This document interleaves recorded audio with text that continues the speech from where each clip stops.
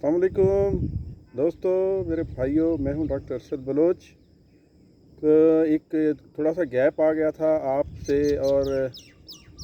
मैं चूँकि चला गया था डीजी खान, आपको पता है, और वहाँ पे ज़ाहिर है ईद भी थी और मेरे अपनों में से मेरे भाई, मेरी माँ हैं और फिर सिंधु भी है वहाँ पे, जो कि मेरा अब वाहिद जो एक इश्क है, जुनून है, वो भी था। इनफैक्ट सिंधु जो है वो पानी नहीं है, उसके आसपास का जो भी इलाका है वो सब मुझे बहुत जो है अज़ीज़ है और मैं वहाँ जाके बहुत ही जो है खुशगवार होता हूँ और अपने जो सारे गम हैं वहाँ पे उसको दे के फिर आपके सामने आ जाता हूँ। आ गया हूँ दोस्तों, ज़िंदगी है जब तक तो सोबत रहेगी और बात हमेशा हम करेंगे फ़ितरत की। आजकल आपके सामने है, पिछले गुज़श्ता कुछ हफ्ते से बहुत सारी जगहों पे जो है बारिशें हो रही हैं और अल्लाह का ये फ़ज़ल है, अल्लाह की ये रहमत है बनकर बरस रही हैं। हमें शदीद ज़रूरत थी, खुश्क साली की सिचुएशन थी, बट अब जो है बारिशों की वजह से बहुत हद तक पानी का मसला भी हल हो गया और हमारे फसलों की जो प्यास थी, स्पेशली कपास की, वो भी ख़त्म हो गई। तो इसमें दोस्तों देखिए बहुत सारी सिचुएशन जो हैं वो अब बन रही हैं और जिसको एक मिस इंटरप्रेट किया जा रहा है, यानी गलत तरीके से इसको पोर्ट्रे किया जा रहा है। इसमें बारिश के बाद ज़ाहिर है एक टेम्परेचर का एक फ्लक्चुएशन आती है, थोड़ा सा जो है एक डिप आती है, आई मीन कि बहुत ही तेज़ी से ड्रॉप होता है। तो पौधा जब एक ख़ास फेज़ में होता है तो उससे फेज़ में से शिफ्ट होने के लिए उसमें उसकी लुक में थोड़ा सा जो है फ़र्क आ जाता है। तो ये कतन किसी जो है बीमारी की वजह से नहीं होता, बल्कि ये एक फिजियोलॉजिकल नॉर्मल एक्टिविटी है जिस पे परेशान हो जाते हैं और उस पे हम गलत एक्ट कर लेते हैं। फितरत दोस्तों, मैंने जैसे आपसे कहा है कि वो बेहतरीन किस्म का एक सिस्टम है उसका और वो उस हिसाब से चला रही है और हम अगर फितरत के असूलों की पासदारी करें हमारे लिए मसाइल नहीं होंगे। तो कपास हमारी थोड़ा सा उसकी लुक हमें मुख्तलिफ नज़र आएगी, थोड़ी सी जो है कॉस्मेटिक जो है वो हमें लगेगा कि यार ये इतनी ख़राब क्यों लग रही है थोड़ी देर के लिए, बट उसके पत्ते साफ़ हो गए हैं और जो बीमारियां थीं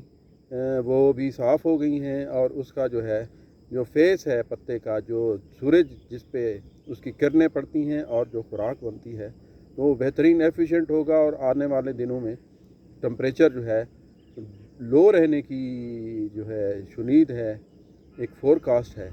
और उसका जो बेनिफिट है वो हमारी कपास को इस तरह से होगा कि इसमें जो सफ़ेद मक्खी है उसको अगर हम नहीं छेड़ेंगे, उसके साथ अगर पंगा नहीं लेंगे, क्योंकि पंगे हम ले चुके हैं, पेस्टिसाइड के अगेंस्ट वो रेजिस्टेंस है। जो ही हम पेस्टिसाइड करते हैं तो उसकी पॉपुलेशन ज़्यादा हो जाती है और उसकी मल्टीप्लिकेशन जो है तो अंडे देने का रेट जो मैं हमेशा आपसे कहता रहता हूँ बहुत ज़्यादा हो जाता है और फिर वो हमारे काबू में नहीं आती, फिर ब्लैकनिंग भी होती है और वायरस जो है उसको भी ये कैरी करती है, वो भी इफ़ेक्ट होता है। जिस्टिड जो है वो भी थोड़ा बहुत रहेगा, थ्रिप्स जो है वो इतना हमारे लिए मसला नहीं बनेगी और जो माइट का इशू रहा है वो भी इंशाल्लाह ख़त्म हो जाएगा। और हमारे दोस्तों हमने कोशिश करें कि कपास को अभी यूजुअली जो है 70 दिन से लेकर 90 और 100 दिन की चल रही है। जिन दोस्तों ने एक तहैया किया हुआ है कि वो 120-30 दिन जो है कपास को बिल्कुल नहीं छेड़ेंगे और अल्लाह पे जो है रिलाय करेंगे, तो उनकी कपास हो सकता है थोड़ी सी कॉस्मेटिकली ठीक ना हो, बट उसके जो फ्रूट बेरिंग है या उसके जो बॉल्स लगे हुए हैं वो उन